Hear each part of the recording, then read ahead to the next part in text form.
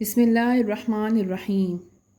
اے محبوب، کیا آپ نے نہیں دیکھا انہیں جو اپنے گھروں سے نکلے تھے، ہزاروں تھے وہ، موت کے ڈر سے، تو اللہ تعالیٰ نے انہیں فرمایا مر جاؤ، پھر انہیں دوبارہ زندہ کیا۔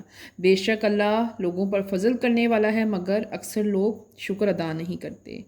یہ واقعہ بنی اسرائیل کا ہے۔ جب ان پر بیماری طاعون آ پڑی تو وہ اپنے گھروں سے بھاگ کر جنگلوں کی طرف چلے گئے، اور جب موت واقعہ ہوئی تو کسی نبی کی دعا سے دوبارہ انہیں زندہ کیا گیا۔ بے شک اللہ لوگوں پر بڑا فضل کرنے والا ہے، مگر اکثر لوگ شکر ادا نہیں کرتے۔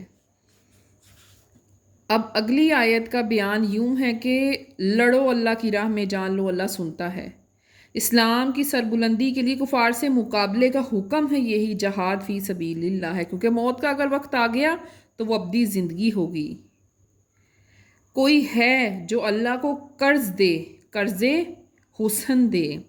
قرض سے مراد وہ نیکی جو ثواب کی نیت سے کی جائے، جیسے نماز، روزہ، حج، زکوٰۃ۔ اور قرض حسن کیا ہے؟ حلال مال۔ قرض حسن سے مراد حلال مال کمائے، تو اس قدر اللہ تعالیٰ بدلہ دیتا ہے کہ اس کا حساب صرف اس رب کے پاس ہے۔ حضرت ابو ہریرہ رضی اللہ تعالیٰ عنہ نے فرمایا کہ بندہ مومن کو ایک نیکی کے بدلے 10 لاکھ نیکیاں ملیں گی۔ میں نے حج کے موقع پر ان سے دریافت کیا تو انہوں نے فرمایا کہ میں نے حضور نبی کریم صلی اللہ علیہ وآلہ وسلم سے سنا ہے، بندے کو ایک نیکی کا بدلہ 20 لاکھ عطا ہوگا، 20 لاکھ اسے عطا ہوگا۔ اب آگے بنی اسرائیل کا ایک گروہ ہے جس کا ذکر ہے، جو موسیٰ علیہ السلام کے بعد آیا۔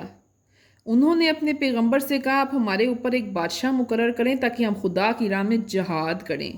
نبی نے فرمایا کہ اگر تم پر جہاد فرض کر دیں تو تم جہاد کرو گے؟ وہ بولے کیوں نہیں کریں گے، ہم اللہ کی راہ میں کیوں نہ جہاد کریں گے، ہمیں تو ان لوگوں نے اپنے گھروں سے نکالا، ہماری اولادوں کو قید کر لیا، ہماری اولادوں کو قتل کر لیا۔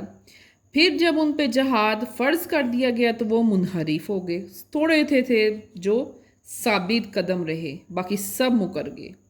اللہ تعالیٰ خوب جانتا ہے ان ظالموں کو۔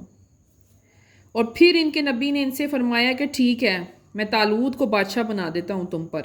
بولے طالوت کیوں ہم پہ بادشاہ ہو سکتا ہے؟ بادشاہ تو مالدار ہوتا ہے، طالوت تو غریب ہے، ہم مالدار ہیں، ہم زیادہ حقدار ہیں بادشاہ بننے کے۔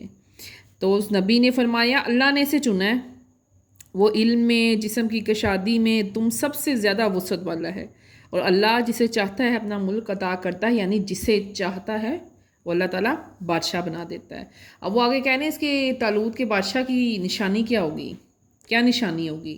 تو پھر ان کے نبی نے فرمایا اس کے بادشاہ ہونے کی یہ نشانی ہوگی نا، اس کے پاس شمشاد کی لکڑی کا ایک صندوق ہوگا جس میں تمہارے رب کی طرف سے تمہارے دلوں کا چین ہے، اس میں بچی ہوئی چیزیں ہیں، آل موسیٰ آل ہارون کی، تمام نبیوں کی، اٹھا لائیں گے اسے، فرشتے اٹھا کر لائیں گے، اٹھا لائیں گے فرشتے اسے فرشتے اٹھا کر لائیں گے۔ اسے بڑی نشانی ہے تمہارے لیے اگر تم ایمان رکھتے ہو تو۔